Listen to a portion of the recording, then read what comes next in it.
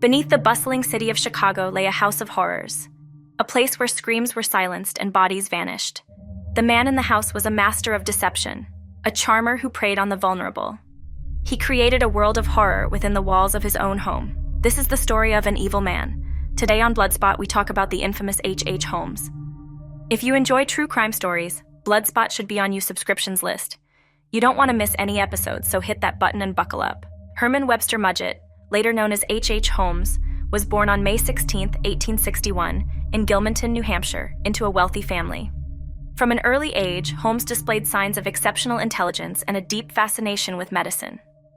His early years were marked by unsettling behavior. He allegedly trapped animals and performed surgery on them. Some accounts even suggest he killed a childhood playmate, hinting at the dark path his life would take. Holmes attended the University of Vermont, but transferred to the University of Michigan's Department of Medicine and Surgery. Although he was a mediocre student, he was known for his involvement in unethical practices, including grave robbing, to supply medical cadavers. His academic struggles almost led to his expulsion in 1884, when a widowed hairdresser accused him of making a false promise of marriage. In 1886, Holmes moved to Chicago and began working at a local drugstore. Shortly thereafter, he purchased the establishment and embarked on a more ambitious project, constructing a grand building in the Englewood neighborhood. This structure, often referred to as the Murder Castle, was designed with sinister features: secret passages, trapdoors, soundproof rooms, doors that could be locked from the outside, gas jets to asphyxiate victims, and even a kiln to cremate the bodies. During the World's Columbian Exposition in Chicago in 1893, Holmes was at the reputed peak of his criminal career. He lured numerous women into his trap, often by becoming engaged to them and then killing them after securing control of their life savings. To evade suspicion, he also required his employees to carry life insurance policies naming him as the beneficiary, ensuring he could collect money after killing them. Holmes even sold many of his victims' bodies to local medical schools. The unraveling of Holmes's crimes began with the mysterious disappearance of Benjamin Pitezel, an accomplice who had been involved in an elaborate insurance fraud scheme with Holmes. Pitezel's death was initially staged as an accident, but the scheme was complicated by Pitezel's children, who became collateral damage. Insurance investigators were alerted when Pitezel's associate, Marion Hedgepeth, exposed the fraud. In September 1894, Holmes was arrested in Philadelphia on unrelated fraud charges, but the investigation soon connected him to Pitezel's murder and other heinous acts. Detectives found the decomposed bodies of Pitezel's children buried in the cellar of a rental house in Toronto, leading to further scrutiny of Holmes's other properties.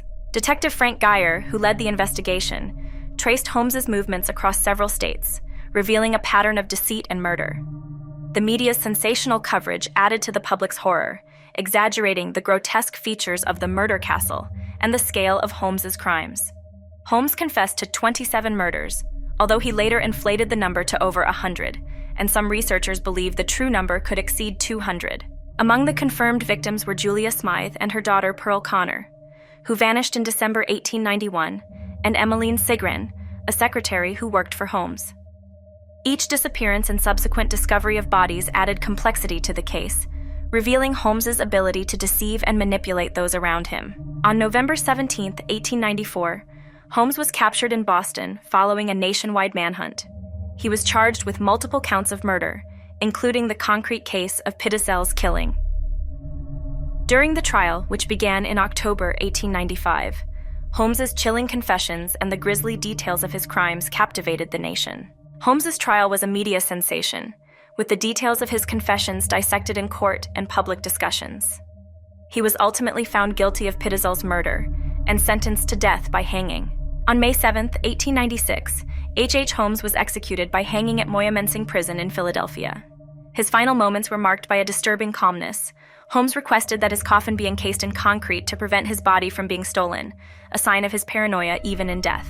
Despite his attempts to control his posthumous legacy, Holmes's remains were later exhumed and identified through forensic tests. His death was slow and painful, as his neck did not break, leading to a prolonged struggle. The case of H.H. Holmes remains a chilling chapter in the annals of criminal history. His story serves as a stark reminder of how a single individual can manipulate and destroy lives while evading justice for a time. The myths and truths surrounding the Murder Castle continue to provoke debate. As we reflect on Holmes's legacy, One question lingers: how many of his confessions were true, and how many were fabrications? The enigma of his full legacy challenges us to ponder the depths of human depravity and the limitations of our ability to understand it. Want to be the first to know about the latest shocking cases? Hit that subscribe button and join our growing community of true crime fanatics. Together, let's explore the darkest depths of human nature.